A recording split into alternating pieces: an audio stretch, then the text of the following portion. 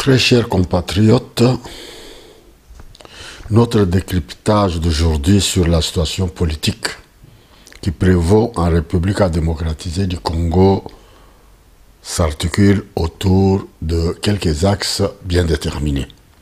En tout premier lieu, je présente nos condoléances les plus attristées aux familles de nos vaillants combattants qui nous ont quittés, un avant-hier et l'autre hier. Nous avons ainsi parlé de notre confrère de lutte, vaillant combattant Bruno Mukendi Kankou, qui s'est éteint à Genève le 26 avril ce mois. Bien entendu, je suis sûr que c'était un mercredi ou un jeudi. Et le deuxième, c'est notre vaillant combattant Grégoire Mbouyi Kamba, ingénieur mécanicien, haut cadre au sein de l'UDPS, qui a travaillé au cabinet comme conseiller de Madame Justine Mpoyo Kasavubu lors de sa représentation ici au Benelux. Bruno Kankou s'est éteint avant-hier à Genève d'une mort dont je ne saurais pas vous décrire. D'après les informations de notre possession, on l'a trouvé dans son siège, au bureau, dans sa maison, déjà parti. Il s'est éteint. Ces nouvelles tristes passées, en ce qui me concerne moi aussi, j'ai perdu ma tante hier, maman Lily, à Kinshasa. Nos condoléances les plus partagées.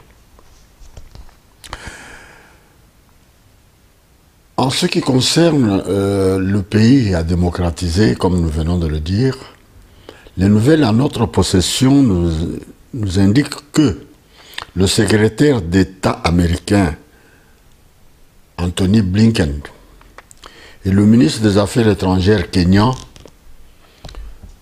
un certain Moutoua, ce dernier déclare que les troupes militaires kényans ne quitteront pas le Congo qu'après l'établissement véritable d'une paix durable. Nul Congolais n'ignore qu'après le retrait de signature de Genève, les deux Dupont, qui sont aujourd'hui au sommet de l'État, se sont retirés et ils ont choisi Kenya comme pays où ils devraient aller comploter contre la nation congolaise. L'histoire vous rappellera qu'un accord a été scellé où ils se partageaient même les mandats à l'insu de notre peuple. Un devra régner de 2018 ou 2019, comme vous voulez, faire son quinquennat, et après, c'est un autre Dupont qui devrait reprendre en 2023. On ne sait pas si cet accord est encore valable, mais c'était conclu au Kenya. Pour que vous puissiez comprendre que si les militaires kenyans sont sur notre sol aujourd'hui dans l'Est de la République, c'est après avoir observé que l'Ouganda s'est servi de notre Est, le Rwanda n'en parlons pas, le Burundi mêmement, bon, d'autres, la Tanzanie, la Zambie, l'Angola, le Congo-Brazzaville, le Centrafrique. Nous connaissons, on ne sait pas quels sont les accords signés entre eux et les Dupont.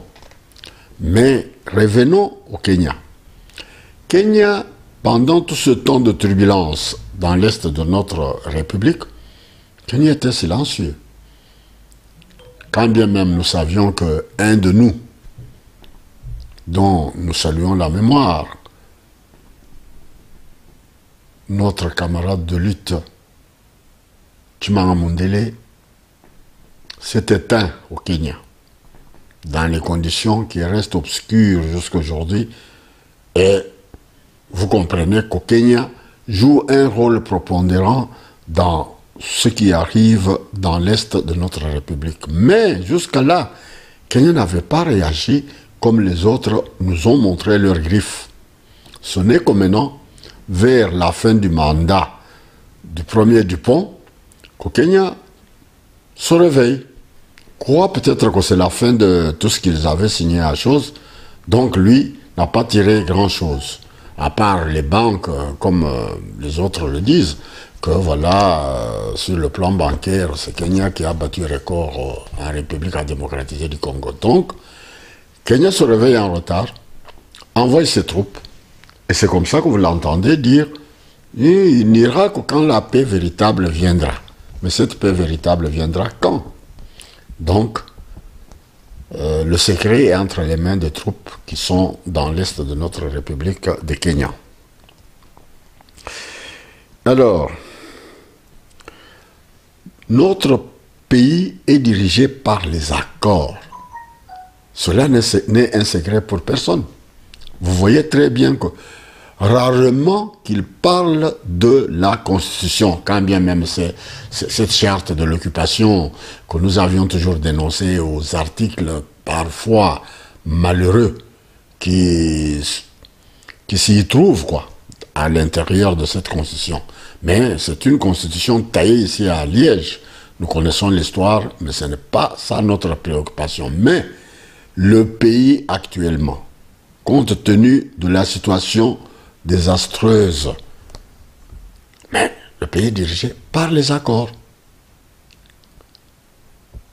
Le pouvoir de Tshilé-Gelou ne compte que sur les accords.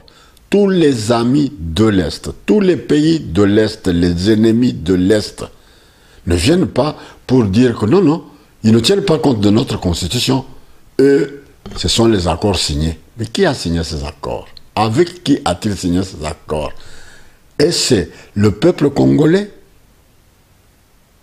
Et c'est, puisque le peuple est représenté par le Parlement, quand bien même que c'est un Parlement de faculté. Mais nous connaissons très bien que tout pouvait se passer dignement et intelligemment par ce même Parlement, caisse de résonance du pouvoir en place. Mais rien n'est fait dans ce sens-là. Et c'est les soi-disant représentants du peuple qui y siègent. Personne n'interpelle pour savoir quelle sorte d'accord qui met tout un peuple à genoux devant les petits pays qui nous environnent. Même le Soudan, Sud-Soudan s'il vous plaît, qui est à feu et à sang aujourd'hui, est chez nous pour chercher notre sécurité. La charité bien ordonnée commence par soi-même. Chez eux, feu et sang jusqu'aujourd'hui. Mais ils sont chez nous, cet accord-là. Le pouvoir Tshilé-Gelou peut-il avoir l'audace ou le courage de nous dire ce qu'ils ont signé avec le Sud-Soudan? Les enjeux politiques au pays nous interpellent tous. Nous savons très bien que nombreux des étrangers qui ont fait leur balai diplomatique à Kinshasa ces derniers temps n'ont pas mis de l'eau dans leur bouche pour vous dire, nous, peuple congolais, qu'il y a eu un compromis à l'Africain pour ce pouvoir, ou le pouvoir de nomination. Il y a eu un compromis. Nombreux sont ceux qui ont déjà oublié la mémoire courte, mais nous sommes dotés de la mémoire d'éléphant. Au Zimbabwe, l'actuel président avait claironné haut et fort qu'entre lui et Kanambe, il y avait un deal pour la toute première fois. Mais le Congolais a oublié. C'est lui qui a parlé de deal. Mais quand il s'est engagé dans ce deal-là, ce sont des questions pertinentes que nous nous posons aujourd'hui. N'avait-il pas l'anatomie du pays en main pour savoir que le pays était dans le gouffre, puisque maintenant, à l'heure du bilan, les troubadours qui se disent communicateurs de ce pouvoir de Tchilé-Gelou, qui passent sur les chaînes de télévision à Kinshasa, nous rabattent les oreilles, que voilà, nous avions trouvé le pays dans le gouffre. Mais qui vous avez envoyé pour aller signer un deal, notamment, comme si vous ne saviez pas que Kanambe avait plongé le pays dans le gouffre. Mais vous aviez accepté d'aller pour nous faire sortir de ce gouffre. 5 ans durant, la même chanson, le même refrain. À 18 ans, comme si lui, Kanambe, quand il est venu, il avait trouvé ce pays-là sur les rails. Son soi-disant père, qui est venu sur les baïonnettes des troupes rwandaises, il arrive au pouvoir, si la mémoire vous échappe, le 17 mai 1997. Le 23 mai 1997, l'illustre disparu Étienne Tshisekedi Wamulumba monte au créneau pour décrier, dénoncer, avant n'importe quel politicien au pays, que voilà, les troupes qui sont venues sont étrangers, quitte à notre frère de nous dire la facture, nous allons nous organiser avec le peuple et il doit renvoyer ses troupes chez eux. Une fois dénoncé, une fois arrêté et relégué dans son village de Kabé-Kamanga. C'est l'histoire. On ne peut pas la nier. Ce n'est que à la fin du mois de juillet 1998, avant l'attaque des troupes qui étaient à Goma, avec la création de leur RCD Goma, Koumzé Laurent Désiré Kabila se réveille à son tour pour dire non, il y a des Rwandais qui nous sont infiltrés. Mais à l'époque de la dénonciation de Tshisekedi, tous étaient des frères congolais. Et ça vous étonne, puisque c'est le même pouvoir qui se répète. Que le pouvoir Tchilé-Gelou aujourd'hui, qui est au créneau, qui est au pouvoir aujourd'hui, vous disent la même chose, que les Banyamulenge sont nos frères. Donc, l'histoire se répète, avec les mêmes acteurs politiques. Donc c'est la continuité du pouvoir AFDEL, avec les accords. Mouzé est tué à cause des accords. Et le pouvoir Tchilé-Gelou qui arrive en a signé autant, et même plus que ceux de Mouzé. Donc, nous devons réfléchir. Ce qui nous arrive aujourd'hui,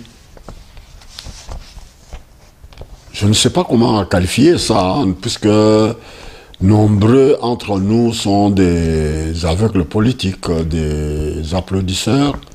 Mais nous nous disons toujours que lorsqu'on est convaincu de la justesse de ce que l'on fait, de son bon droit, on ne peut s'interrompre en cours de dénonciation parce que cette dénonciation se trouve déplaisante ou qu'elle se trouve mal interprétée par certains parmi nous.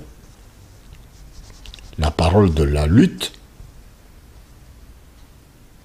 est forte et reste entière en elle-même, peu importe qui la transmet.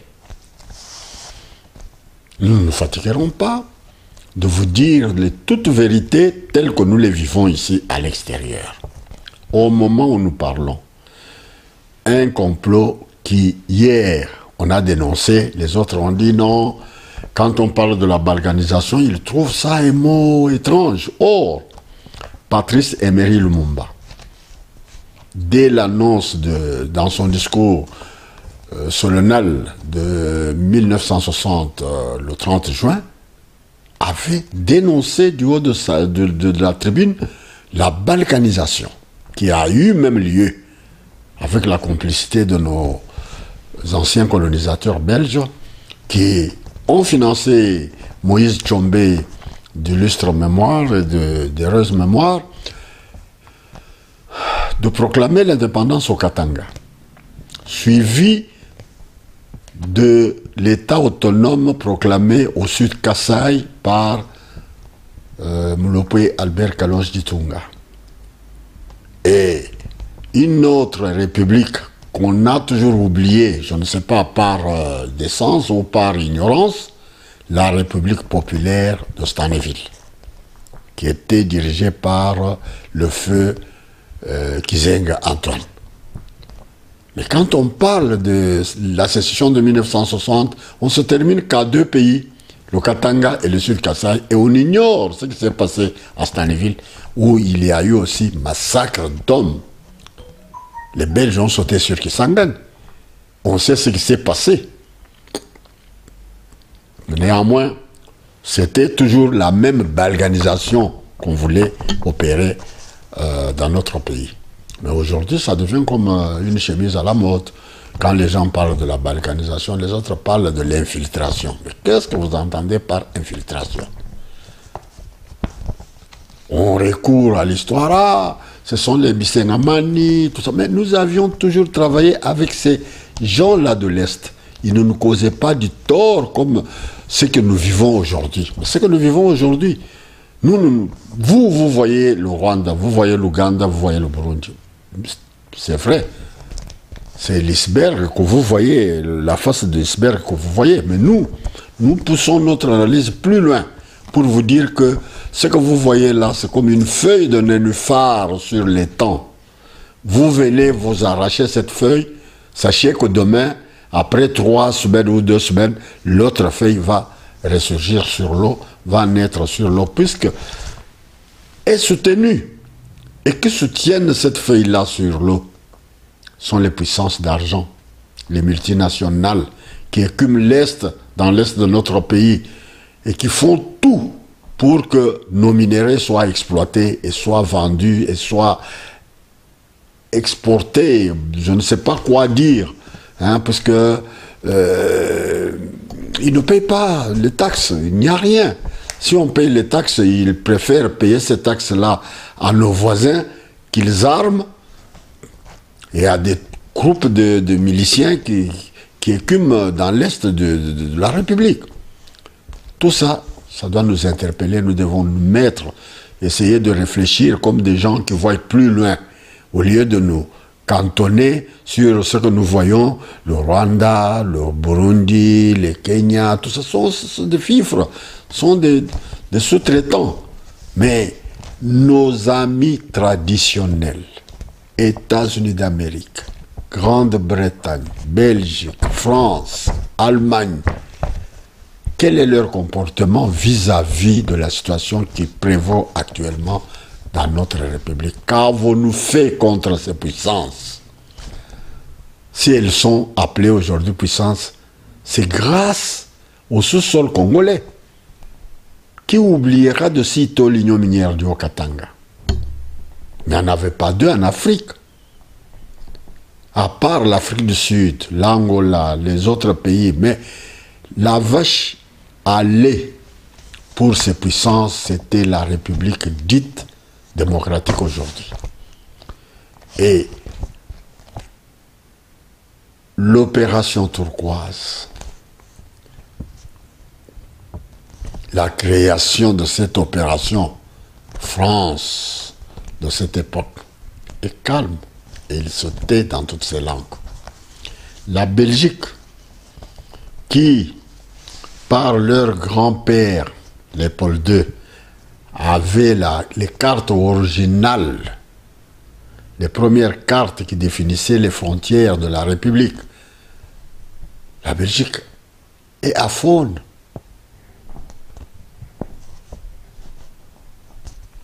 Ne dit mot. Et pourtant, ils nous ont enseigné qu'il ne dit mot qu'on sent. Ils préfèrent que nos matières premières aillent vers les pays qui nous agressent. C'est là où ils vont les payer. C'est là où ils vont donner. Dire payer, c'est beaucoup dire. Je ne sais pas quel accord ils ont avec ces pays-là, puisque tous trouvent normal que les matières qu'on prenne en République à démocratiser du Congo, ils vont récupérer ça au Rwanda, en Ouganda, au Kenya, en Tanzanie. Là, c'est normal. Nous le disons, comme nos ancêtres ne cessaient de nous dire, il ira bien qui rira le dernier. Nous sommes faibles aujourd'hui, bravo. Qu'ils n'oublient pas que le pouvoir est dans le cosmos. Nous sommes les Bantous, nous sommes les Nègres, nous sommes les Africains. Le panafricanisme que l'Occident a voulu enterrer hier est en train de renaître sur les cendres du sang de nos martyrs. Oumniobe, Modibo Keïta, Kwame Nkrumah, Sékou Touré, Barthélemy Bonganda, Marien Ngouabi, Patrice Emery Lumumba, Mondlane, Dr Nieto, Mandela, Desmond Tutu, etc., etc. Ils sont nombreux qui ont versé leur sang pour connaître le panafricanisme en Afrique. Comme eux, ils sont dans l'Union européenne aujourd'hui qui n'était pas là hier. C'était le CEE, Communauté économique de... c'est pas moi de quoi. Mais par leur jalousie et par toujours leur envie de balayer les autres, rayer les autres sur la carte, nous savons ce qu'ils ont fait en 1990, plus proche de nous ici, avec l'Union des républiques socialistes soviétiques. On a tué nos vaillants combattants sur le sol africain puisque on mettait sur eux l'étiquette des communistes. Nous sommes étonnés, nous qui vivons dans ces pays occidentaux, d'y trouver des partis communistes qui parlent jusqu'à aujourd'hui au nom du communisme. Mais chez nous en Afrique, un communiste était un élément à éliminer, un homme à abattre, tandis que chez eux, ça se passe comme une lettre à la poste. On tolère, ils sont là, les partis communistes. Je ne vais pas creuser, je ne vais pas entrer dans les détails, tout simplement pour vous dire que nous sommes là, nous essayons de voir l'évolution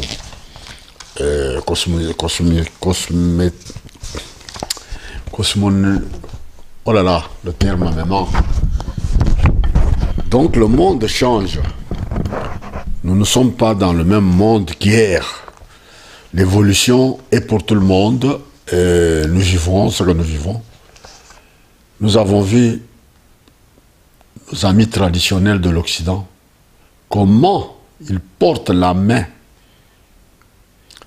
à l'agression qu'ils nous vantent, qu'ils nous montrent que voilà, la République fédérale de la Russie est en train d'envahir l'Ukraine. On a vu l'assistance qu'il porte pour que cet agresseur-là soit stoppé chez lui. Quand bien même soit même éliminé, d'après eux. Ils ont donné tous les moyens possibles au pays agressé, qu'est l'Ukraine. Mais vice-versa, nous sommes agressés, ça fait 20 ans, voire 25 ans, par les pays limitrophes que nous avions accueillis chez nous, que nous avions aidés, qui ont aidé même la colonisation à se développer pour que la Belgique soit ce qu'elle est, pour que la France soit ce qu'elle est, pour que l'Allemagne soit ce qu'elle est. L'Union minière du Haut-Katanga. La main-d'œuvre était congolaise et tous ces pays limitrophes, quelques-uns bien entendu, en acceptant 2 ou 3, Ouganda et Kenya qu'on a. Mais les autres, nous étions ensemble. On a connu la colonisation. Le franc congolais, je ne cesse de vous dire, a construit le Rwanda. Un franc congolais a construit le Burundi. Le même franc congolais a construit la Belgique. Et le même franc congolais a construit le Congo, notre pays. Il n'y avait pas de problème. Quand bien même nous savions que nous étions des esclaves, quand bien même nous savions que nous étions des colonisés, les gens sans valeur, jusqu'aujourd'hui, par les anciens colonisateurs. Dieu merci, l'évolution du monde, comme je vous ai dit, le cosmos, agit. Et nous ne resterons pas toujours au point de départ comme eux pensent. Nous évoluons. J'ai voulu un peu jeter un crin pour vous parler du panafricanisme qui se développe et qui donne déjà des fruits ailleurs. Ça atteindra aussi notre pays. Et c'est peut-être de là que viendra notre salut. Aujourd'hui, que le Rwanda, l'Ouganda, le Burundi, tous ces pays dont on nous pointe du doigt que voilà, ce sont des pays qui nous agressent, tant mieux.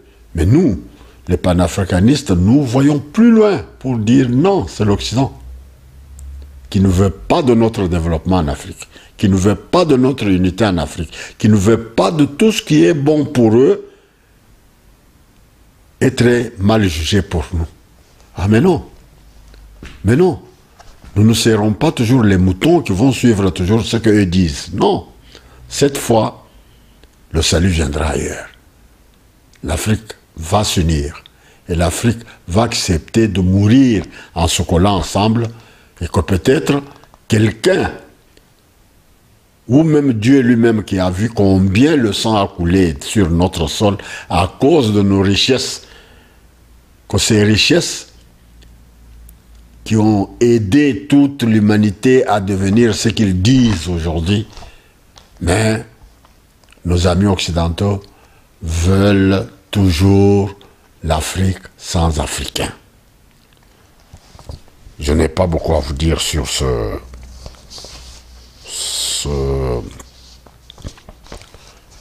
sujet. Notre pays a besoin de patriotes capables de gérer un État assis sur les fondamentaux d'un véritable État de droit. Ce qu'on nous montre, ce qu'on nous miroite aujourd'hui, c'est du bluff, c'est de l'enfumage. Nous avons vu que chaque régime a ses limites. Nous posons la question ultime à tous nos amis traditionnels occidentaux. C'est depuis 1960 qu'ils nous ont vanté que voilà, ils nous ont accordé l'indépendance. Non. Nous étions toujours indépendants. Depuis Léopold II, quand il est venu et quand on partageait leur gâteau là à Berlin, aucun nègre n'était à table. Mais notre République du Congo a eu la chance d'être accréditée par ces puissances d'argent d'un État indépendant du Congo dès 1885. Nous étions déjà indépendants. Donc, bien avant 1885, nous étions toujours indépendants. Même en 1960, nous étions toujours indépendants, puisque l'indépendance, qui avait confisqué notre indépendance? Nous l'avions toujours. Nous avions toujours gardé notre indépendance. C'est comme ça que nous nous sommes révoltés en 1960 pour dire nous voulons être indépendants. Nous-mêmes d'abord, nous étions indépendants. Qu'on ne vienne pas vous dire qu'on nous a donné l'indépendance. Il gardait cette indépendance dans quel frigo? C'est comme une nourriture qu'on vient vous donner puisqu'on l'a gardée quelque part. Mais cette indépendance, nous l'avions toujours dans notre cœur, dans nous-mêmes, dans notre âme. Le peuple Muntu était un peuple indépendant. Ce qui est valable pour les Congolais l'est aussi pour tous les Bantous qui peuplent l'Afrique centrale et l'Afrique du Sud. Donc, nous nous sommes battus pour être nous-mêmes. Ce n'est pas nous nous sommes battus pour avoir l'indépendance. Quelle indépendance nous avons eue? Si nous faisons maintenant le bilan depuis 1960, les meilleurs de nos enfants qui avaient une vision pour l'avancement de notre pays, ont été éliminés. Qui les élimine? C'était le peuple congolais ou c'était les Occidentaux qui ont leur devise de diviser pour régner et d'éliminer les Africains pour avoir une Afrique sans Africains. Voilà leur logique. Et ça continue. On nous tue. 10 millions de morts, c'est ce qu'ils nous disent. 12 millions de morts, 6 millions de morts. C'est toujours eux qui le disent. Mais le jour où nous serons libres nous-mêmes et nous allons faire la comptabilité macabre qui s'est passée dans notre pays, qui vous dira qu'on n'a tué que 10 millions? Puisque leur but, leur manière de voir les choses pour l'avenir de leurs enfants, l'avenir de leur pays, c'est d'exterminer cette population bantou qui peuple la République dite démocratique du Congo. Non seulement la République, mais toute l'Afrique centrale. Aujourd'hui, nous sommes nous-mêmes. Hein, ceux qui nous voient, ils croient que voilà, ce qu'on fait au Congo, ça ne peut pas nous atteindre. Oui, ça va. C'était quand on a fait le génocide au Rwanda, ben, nous, quelle est notre part de responsabilité dans ce qui est arrivé? C'était entre deux divisés pour régner, Hutu-Tutsi. Mais on a tué et les Tutsis, et les Hutus, et les Twa. Personne n'en parle. Maintenant, on nous massacre, nous les Bantous. D'autres Bantous sont comme des moutons, ils les regardent. Mais demain, ce sera votre tour, puisque eux, leur devise est d'exterminer le peuple africain, l'Afrique sans Africains. Je ne cesse de répéter. C'est pour que ça vous pénètre. Donc, Dieu seul pourvoira, comme on le dit. Eux se moquent de Dieu, mais nous, les Bantous, nous croyons dans Zambian Pongatulendo, nous croyons dans Mungu Amilele Namilele, Mawejanangila, pourvoiront à notre avenir. Tous ces dieux-là sont avec nous. Nous allons recourir à nos ancêtres qui nous écoutent et qui veillent sur nous pour bouter dehors tous ces vautours qui sont venus que pour piller, massacrer et génocider le peuple africain. Je m'arrête là pour aujourd'hui.